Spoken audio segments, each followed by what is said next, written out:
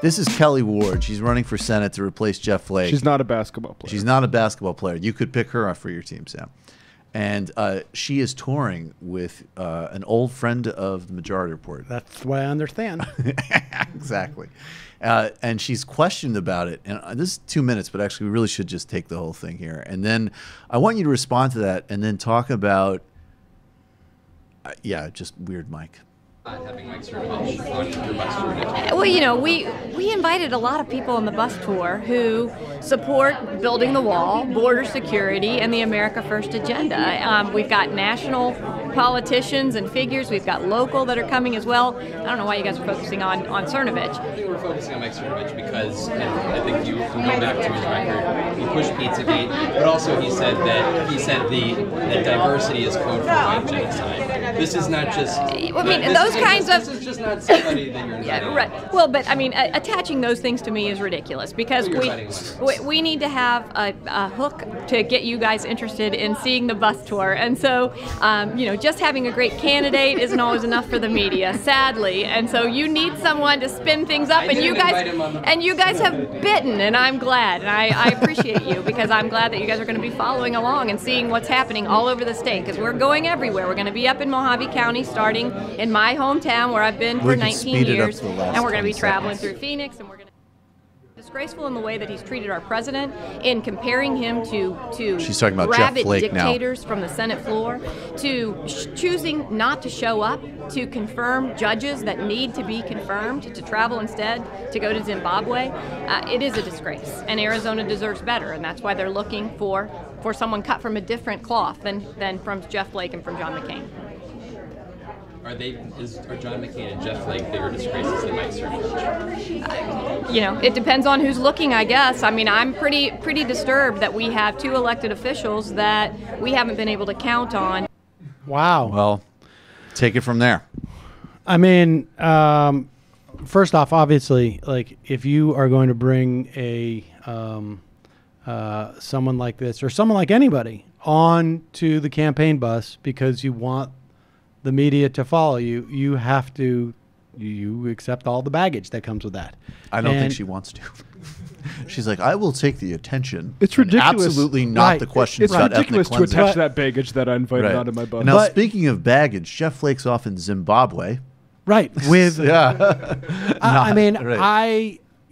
it's going to be interesting to like if I was, I'm not a big fan of Simona, but or Semina. She's a horrible candidate. But if I was her, I would take that snippet right there. And do you think that Jeff Flake and John McCain are more reprehensible than this guy who was charged with rape, who had to plead down to misdemeanor assault? This guy who has smeared these people. This guy who did Pizzagate. And that's what literally that would be the commercial I would do. I would just put bang, bang, bang about Cernovich, McCain and Flake, who, of course, from my perspective, I'm not a big fan of, but they're presumably, not heroes from your not heroes. The folks in Arizona voted for both these guys, and there's a decent amount of those people who like them. Yeah, that's what I was thinking. Like not only are you dumb insulting politics, right? Like it's one thing to, first of all, it's insane to equate them just politically with Mike Cernovich, but then you're literally saying like, I don't know. And the weird part maybe the majority of voters in this state dumbly pick them. She's not. Is the primary? Did she won the primary? She's going to be the nominee because Flake isn't running for re-election. Why is she running against the guys who are retiring? Like why would you do that? I can see not saying I think they're heroes. But just be a turnout model. But how is that a turnout model? She's also crazy. This is another example of them being themselves. She's an idiot. I mean, the way you answer that question, even if every single one of every single one of her voters are not, but even if 75% of your voters are full-on Trumpistas who hate Jeff Flake, is you say, well, you're trying to compare someone who's not a politician with someone who's a politician. Right. And I assess those two types of different people differently. Right. I have a higher standard for a politician and blah, blah, blah. And that's it. And that's how you get out of that And then what you really do for your base, you go, you didn't ask Barack Obama why he was with Ludacris. Right, exactly. And then you make it a coded racial thing, and it's gravy. Exactly. That's right. what you do. Yeah. And so this is just a bad candidate. Did you read the New Yorker profile of Mike And she's going to Cernovich? run again. If John McCain passes away, she's going to run shortly for that seat after. too. She'll run for his seat and lose for that one too. Definitely, she'll be a perpetual loser. But did you read the Mike Cernovich profile when it came out in 2016 in the New Yorker? I mean, I must have. But but at the time, I bet you read it later. But were you like? I know you knew who he was before that whole thing happened. But when that happened, we made fun of him. That was why he did it. Right. I mean, we had done a number of videos about him. We had Vic Berger on. Those were really fun videos. We had Vic Berger on, I think, which was a big part of the reason why he freaked out. Well, regardless of the timeline, and decided to become my basically my agent. Yeah, without pretty much. commissioning me. I'm going to do more for Sam Theater's career, and by extension, everybody at the Majority Report office than anybody has ever done. Your brand engagement is going to go through the roof. Yeah. You know what I'm going to do for you, my friend? Because you said that I looked like a total fucking moron at Alex Jones. I'm going to double all of your exposure. How about that? That's right. so that's right. Well, as always, thanks, Weird Mike. But I guess my point, it's regardless one of those things, you say I'm crazy? Oh, I'll show you crazy. How's that for crazy? Can't deny that I'm good at drumming up interest. But regardless of timelines, I'm just curious about, because we're in the post game, we're going to do. If he wants her to win, he should actually isolate a tweet of hers from 9 years ago, because it worked great for me. Yeah, right. Though in her case, it will be like, if you were a cinema, you'd be like, oh, 9 years ago, I did advocate against racism or something, and I apologize. Right. Now I have a Blue Lives Matter tattoo on my shoulder, and I'm the type of Democrat that thinks ICE isn't tough enough. But just touch on when you really started to get, because you've said it before, when you realized, like, wait a second, actually, people like men's rights activists are like the future of Republican Party politics. When you started to realize that, like, the traditional Republican sociopaths that you were dealing with, Sean Hannity, Rush Limbaugh, were giving way to like these really damaged, weird characters online. Like, when did that start? Well, I don't know that they're giving way to that. I mean, Sean in Hannity, addition to. Yeah, I just think that, like, I mean, it was when they showed up at the White House. Yeah. I mean, that was basically it. Or, that was it. It was after the inauguration. You see pictures of these guys at the White House. You see, maybe I saw, like, I still thought Trump was going to lose. I mean, I was not surprised necessarily that they were part of the conservative movement. Although, like, Milo, I was aware of. Right. I just thought that, like, men's rights advocate, like, what the fuck does that mean? What does that mean? Right. Like, that's way far afield. But then they showed up in the White House. So, I mean, I don't. And the right use like a guy like Cernovich correctly, which is, we have a guy who doesn't care. Right. So we're gonna start outsourcing a lot of our dirty work, and that's how they sent that stuff to Balconyers. Wasn't Andrew Breitbart the same thing? Essentially, I mean, maybe a little more intelligent, a little more sophisticated, but just kind of a dirty bagman. Yeah, no, he wasn't really. There wasn't much that he was a conduit. He was. It was different. He was coming more from the outside. And I think Republican politicians, at least for a long time, were at arm's length from the guy because he was just freelancing and creating this stuff himself. He was financing James O'Keefe. Who financed him, though? Who financed Breitbart? Who were the people behind him? Yeah. I think. Well, I don't know what the initial money. Were the Mercers already around? I think the Mercers came in 20 right before about maybe it was about a year to 8 months before Breitbart died. Breitbart Inc. got a big investment of somewhere around $11 million. And at the time, I was on Twitter, like, asking Breitbart, like, where'd this money come from? I mean, who would invest in your site? Because if you went to the site, their traffic was shit. Right. There were no ads on it. There was Google AdSense, period. But that's not a business. You can't run a business like, a business where you've hired dozens of people on Right. Google AdSense, and there was no business reason why someone would invest in that, and it was clearly ideological money, and where the money came from before then, I'm not sure. I think I think he got. I'm not sure. I think he may have gotten some from Drudge. I think he worked with Drudge for a while. Did he work with I'm not sure. Ariana too? He supposedly did, briefly, was advising her as she was trying to build it up. But who knows? Like the way that he characterized it. And he didn't get to host an e-show, so he was angry. Is that his politics?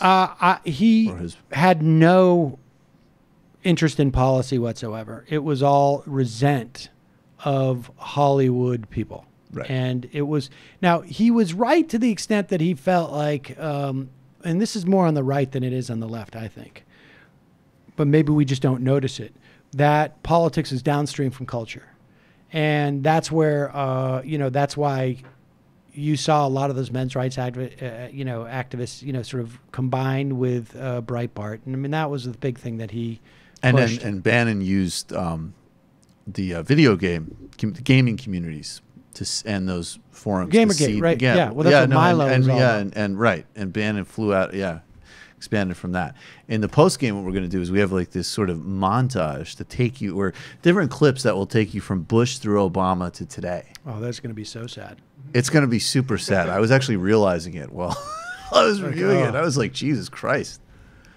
No wonder Samantha gets so moody. Exactly. It's been a tough run. Yeah, indeed. And his work has contributed basically nothing. Right, exactly. That is one of the deepest lessons I've learned from you going into this line of work, is like, other than a handful of like, Instagram messages of somebody being like, hey man, thanks for the work. I would have been into Jordan Peterson if it wasn't for you, which is awesome. That's good. That's awesome.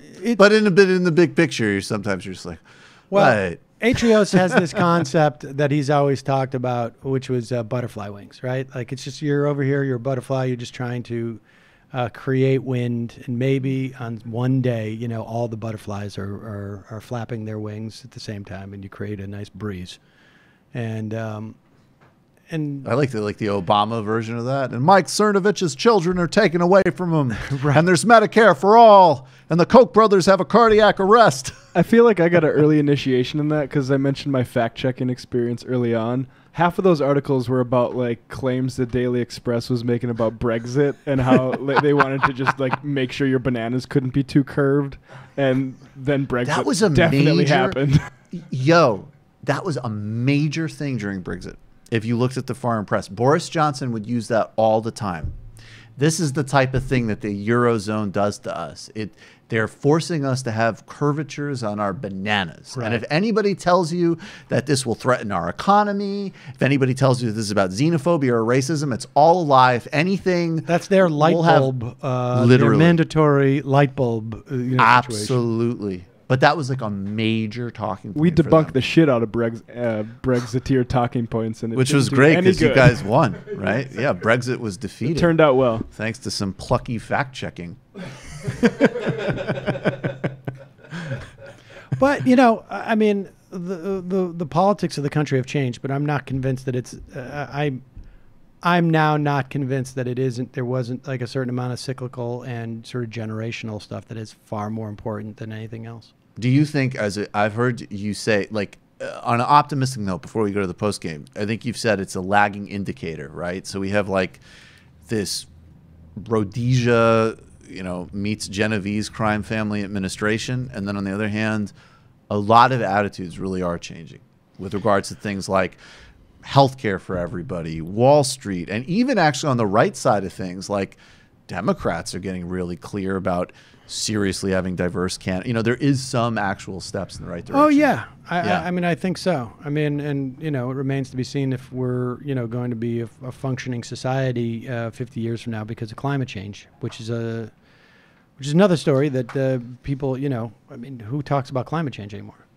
Nobody. There's nothing, Do you think that that's because it's like, it's just emotional denial? Like, it's not, under Trump, it's nothing but the worst. Like, I noticed that Al Gore will say, hey guys, don't worry. Like, all these things in the market are still happening, which is true. There's still sort of investments, but it's like he's just ignoring or downplaying, understandably, because he probably doesn't want to totally depress people. But it's just like, you know, right now it's totally accelerating. And I guess, I don't know, maybe the human impulse is like, if you can't do anything about any of this stuff to begin with, maybe at the least you deny what you can't deal with in what appears to be the future, and then you focus on, well, right now ICE is terrorizing families, right? Like right now these things are, you know, these just overt abuses are happening. Well, and it's a lot more. Yeah, I mean, it's not just overt; it's like tangible, right? Yeah. Like you can see it happening. It's it's much harder to sort of say, like, I saw a video of what's going on, and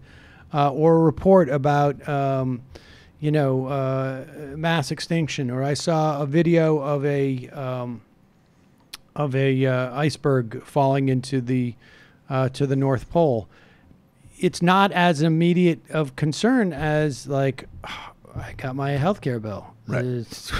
How am I going to pay for this? Oh, wow. I'm watching, my tax dollars go directly to causing a very specific person that I can see, a tremendous amount of suffering that is very easy for me to contemplate, because I have a mom, I have a dad, I have a daughter, I have a son, or whatever, I have a cousin. And the idea that they would be taken away and I can't see them anymore, that my young child is, left without a parent. These are all, sort of like viscerally will, you don't need any intellect for that. Yeah, you say you care about the climate. Meanwhile, you supported my wife. Right, exactly. Absolute sellout. Who did not have a new Green Deal. She didn't have a new Green Deal. I had that literally this morning. A guy was tweeting at me saying, I put something about Lula, and he's like, oh, yeah, for Brazil, but you told people to vote for Hillary here. You hate democracy. There's a sixth extinction. Were you supposed to tell people to vote for Lula here? Yeah, no, I wasn't aware of that. In fact, there's some direct analogies there. Well, I mean, according to that theory, yes, things are going great.